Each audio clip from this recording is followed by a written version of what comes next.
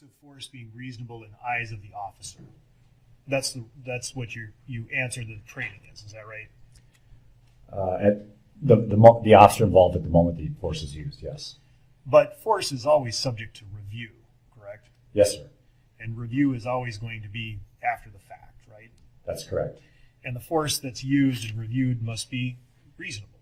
That's correct. Taken from that perspective, the perspective of the officer at the time, correct? That's correct. But the officer doesn't have the unfettered discretion to use whatever force they wish. No, they do not, sir. Now, if we could take publish the Exhibit 110 again, which is the control guide continuum. Now, when we look over here on the left-hand side and we're talking about what force can be used and what's proportional, we see that the officer is to look at the subject behavior. Is that right? For force in the subject, yes, sir. And the amount of force that they use that's proportionate has to be proportionate to the subject's behavior, correct? Generally speaking, yes. So if, for example, a group of bystanders were doing something that the officer might find annoying, such as videotaping, that act would not be subject-controlled behavior, would it? No, sir. And that act would not justify the use of force or escalation of force by the officer, would it? That alone, sir, no. Because that's not subject-controlled behavior, correct? Correct. So if we could then publish Exhibit 184. Exhibit 184 has been received into evidence, and what you see here is a group of bystanders. Is that right? Yes, sir. And in a couple of instances, you can see the bystanders have something in their hands, correct? Yes, sir. And those appear to be video cameras. Is that right? Or smartphones. Yes, sir. That extra fact would not justify an increased use of force, would it? Just the camera, sir? No.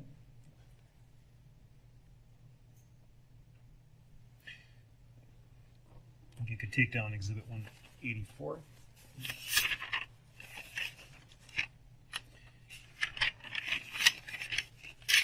The acceptable use of a knee across a subject's back, it's a transitory position. Is that right? Yes, it is. It's meant to be used to gain control of the subject while the subject is being handcuffed. Correct. But all force must end at some point. Is that right? That is correct. And once a subject is under control and no longer resistant, it's inappropriate to hold them in a position where you're draping your knee across their back or neck, isn't it? I would say it's time to de-escalate force, sir. And get off of them. Yes, sir. You talked about the prone position in and of itself being something that can lead to positional asphyxia. Is that right? Yes, sir. Would that risk be increased by the addition of body weight? Yes, sir.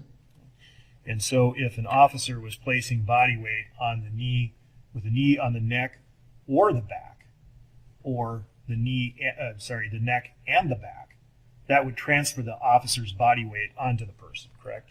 Yes, sir.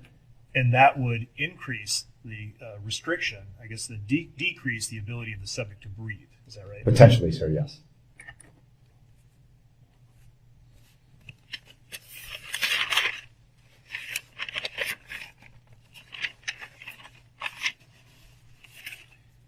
And it would not be, or I have to ask you, would that be appropriate to hold someone in a position where it's more difficult to breathe for an extended period of time after the subject has stopped offering resistance?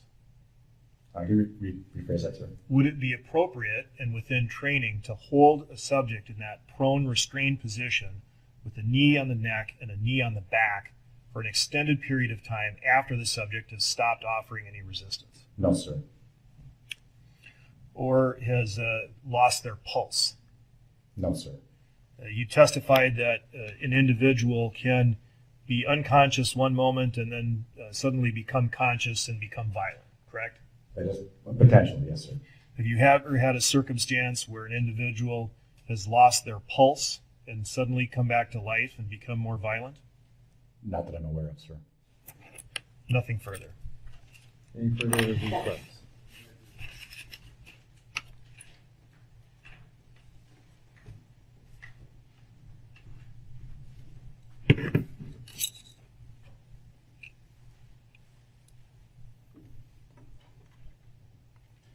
Sir, in terms of the use of force and the continuation of the use of force, you were just shown Exhibit 184.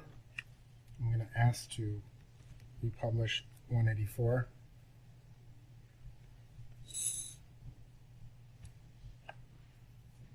Looking at this individual right here, does it appear that the man in blue is holding back the man in black? Yes, sir. The guy with the boxing shirt on? Yes. Sir. He's holding him back. At a glance. Now, in terms of the continuation of use of force, and we're talking about involvement of onlookers, right? The words they use matter, correct? Yes, sir, they do. If they're cheering on and saying, "Good job, officer," that's one consideration, right? Correct. But if they're saying, "I'd slap the fuck out of you," or "You're a pussy," or "You're a chump," would that reasonably tend to rise alarm in a police officer? Yes, sir. I have no further questions.